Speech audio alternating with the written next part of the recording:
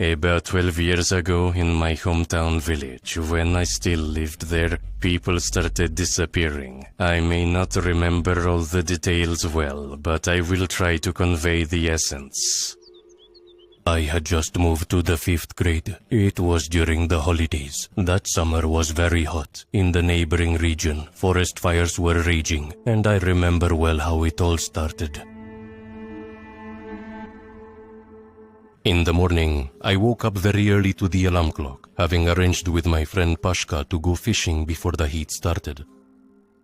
My sleepy mom saw me off, handed me a bag with sandwiches in case we got hungry. Pashka was already waiting for me by the fence, yawning loudly so that surely all the neighbors around could hear. We got on our bikes and rode along the street past the old low houses. We rode over a wooden bridge across a tiny pond where geese and ducks usually splash around. We passed the village grocery store, and not far from it, Aunt Katya, my second cousin, called out to us. Yes, in the village, many of us are related to each other.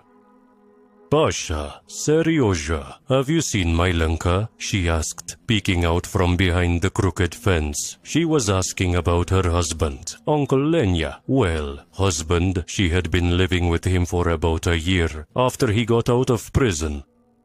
No, we haven't seen him. I shook my head in sync with Pashka. What's going on? Aunt Katya slapped her hands on her sides in frustration.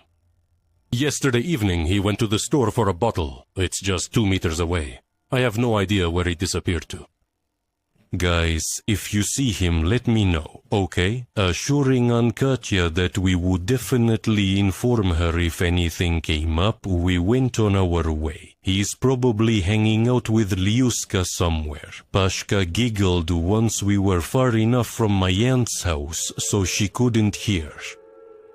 And yes, I agreed with Pashka then. Liuska is our saleswoman. She was quite a pretty girl. There were many rumors about her in the village.